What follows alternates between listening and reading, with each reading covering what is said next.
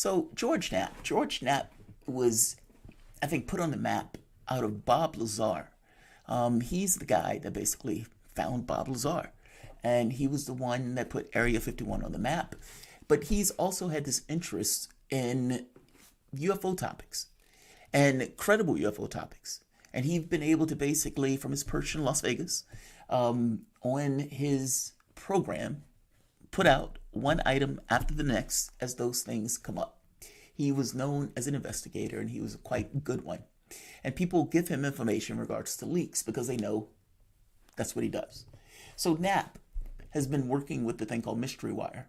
And there was an image that was put out, I think this was maybe earlier in the year. Now, I never ran it because I wasn't quite sure if it was legit. And I don't try to run anything on the UFO content that's not legit, meaning I can't necessarily run something that I can't defend it. And so there's, at this point, such a cacophony of information that you don't have to push it. My impression is if this is legit to the degree that I think it is, the information is going to come out on its own volition. But in this very specific case, apparently this was legit. And it wasn't just one photo. Apparently it was multiple photos that were taken over the course of, let's say, a period of flight. And they came in contact with multiple UFOs that they weren't able to identify. They look different. Each one seems, I mean, they definitely look like technology. One of them looks a little strange. I'm not quite sure what the last one is, but I'm going to show you the pictures. And, you know, this is one of those things that they just asked the top Navy guy. I'm trying to get the guy's name. Right here. Chief of Naval Operations, Admiral Michael Gidley. Well, they asked him basically about the drones for the USS Kidd. They have no idea. They still don't know what they are. I suspect they're not going to know what they are. I think those are basically UFOs. They just keep using the term drones as if that somehow makes them something else. My thing is, I want to show you the images that are associated with this. And there's some of the properties that these guys are talking about. It's not so much that these things were doing things like the gimbal or the other craft. It's more so that they were just kind of there. But if they were just kind of there, that brings up other questions that challenge the veracity of this. By the same token, the UAP task force studied this. They studied this apparently for years. George Knapp apparently had these photos and sat on them apparently for years. And that gets to the whole thing of, what does George Knapp know? I suspect George Knapp knows a hell of a lot that he probably just can't say because they told him not to say. Or they say, look, we're going to bring you in, but you can't say anything, and you could say it at a later date when we want you to say it. I don't know. But I do know he was sitting on this. And look, if somebody says, I will give you information, but you can't tell it, you're stuck with that, right? So he's not necessarily right or wrong in the sense for sitting on it. But he's releasing the pictures. Early on, he released them, and he had like a watermark on it. And people bitched and moaned and complained about it to the point where he had to get rid of it. Well, I'm going to show you the exposed pics. George Knapp. Welcome to the soapbox.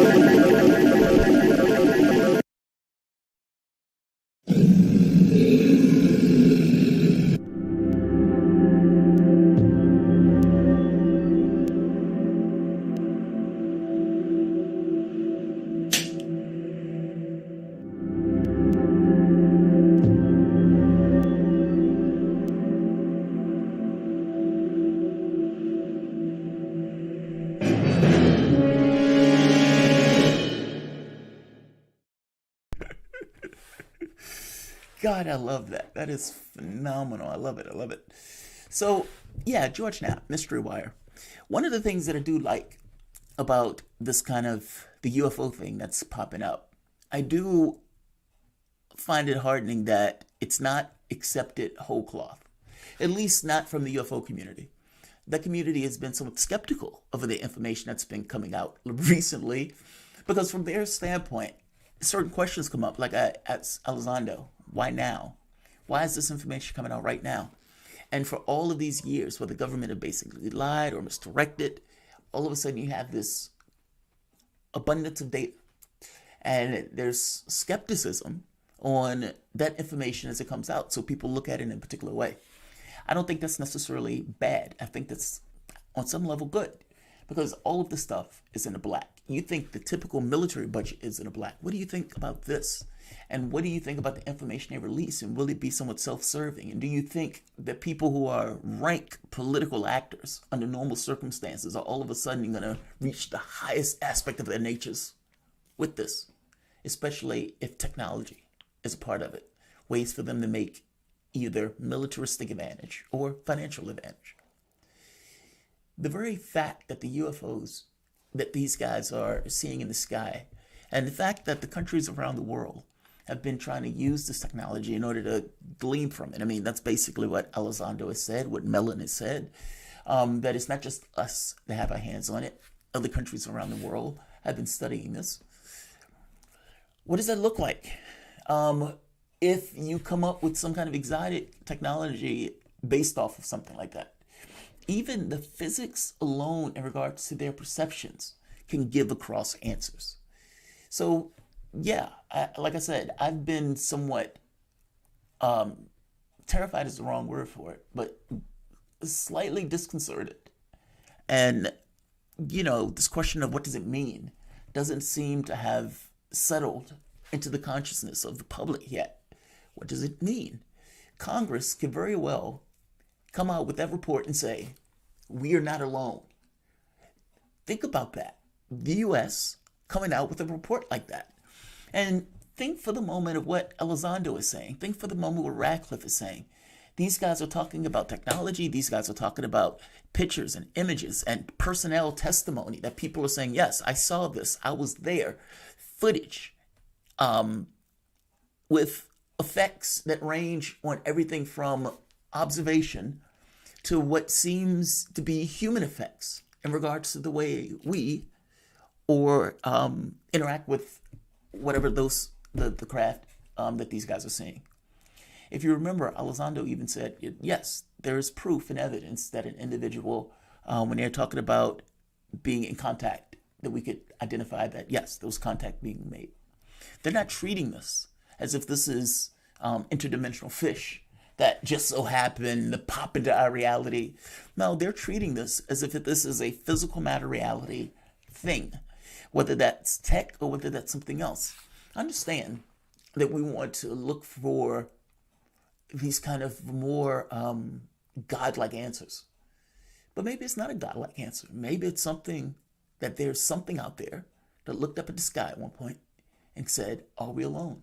And in pursuing their affairs, was able to marshal the technology and marshal the understanding of reality and physics in order to marshal craft to make that kind of exploration. Hell, they may not even be in the craft. It could just be drones.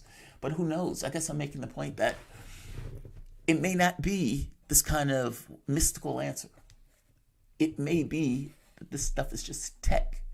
And that the effects that people are talking about that seems magical is just advanced technology. There's no point in treating them like gods.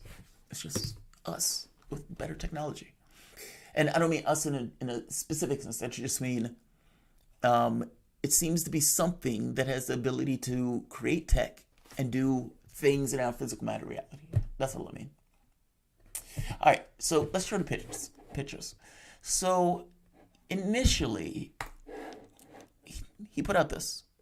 Now, Knapp is saying that Burt Bigelow told him about the pictures, that they were available, or that they had been taken. Now, if you remember, Bigelow is the guy, the CEO of Bigelow, Bigelow Industries, or Aerospace. But Bigelow ran the Black Budget Project.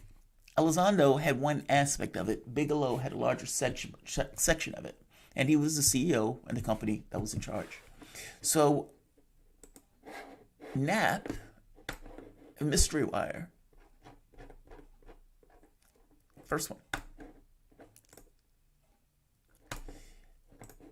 And just to be clear on the dates. All right. Get out there. Why can't I leave this? Okay, there we are.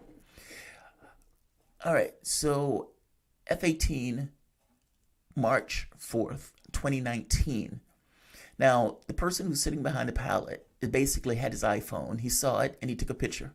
At 3:02 p.m.,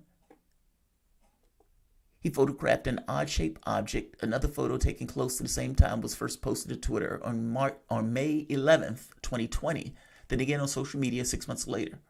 Other photos taken on the same day, March 4th, 2019, have never been made public until now.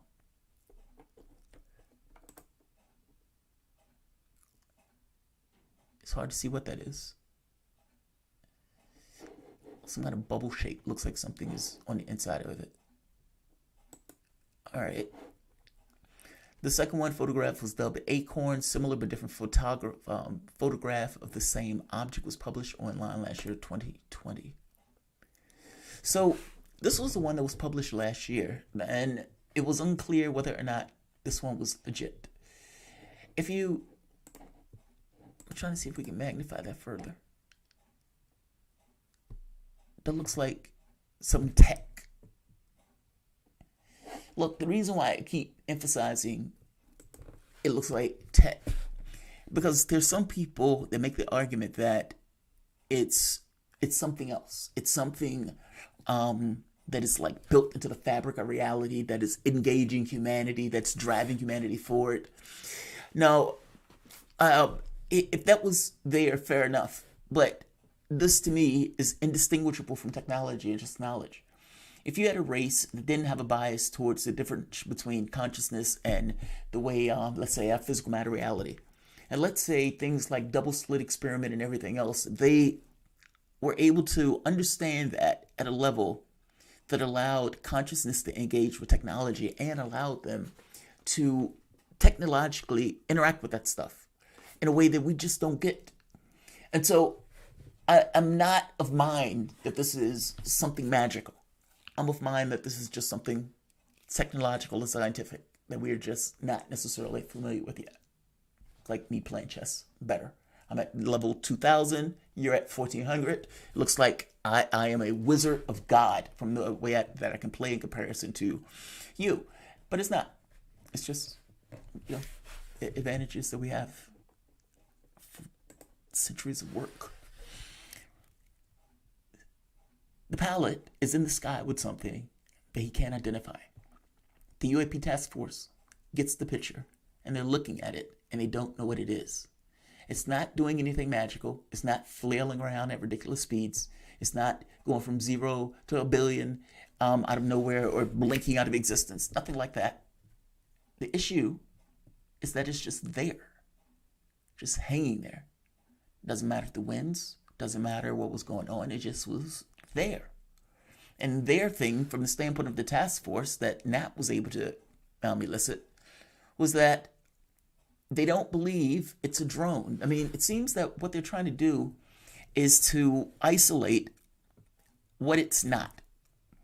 So it's, for example, the drones that were around the kid, the one that chased down the fighters, the Raphael, it was several ships. And the drones were basically flying over the ships at the various parts of the nights, hovering over despite the fact that the visibility was basically nil. Well, a lot of it is them trying to figure out what it's not. So if you can say, okay, is this something that we have at our disposal? Was it a drone from the ship? No. Was it a drone from the Chinese? No. Was it a drone from the Russians?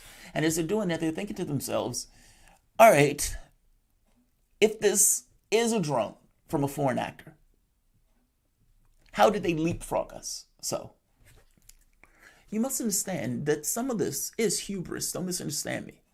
But the U.S. takes the disposition that no country around the world is going to have technology that drastically outmatches its own technology. And if it sees something like that, then they're coming to the conclusion that it's not us. It can't be us, because if it was us, we'd be building it. Now, whether that's entirely true or not, fair enough.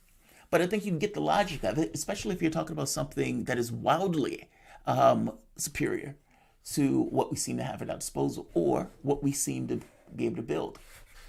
This thing floating in space is not ours. It's not ours. And the UAP task force doesn't know what it is.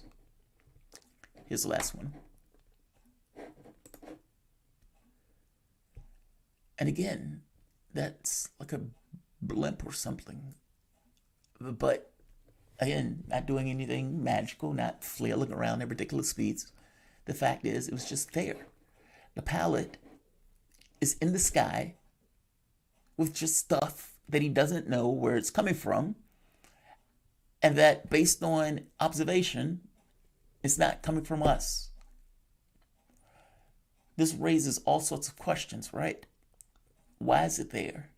What is it doing? They're in flight paths at this point. So as these guys are flying by, if this is something that keeps coming up over and over again, you can kind of see why the military may have this impetus to try to figure out what it is.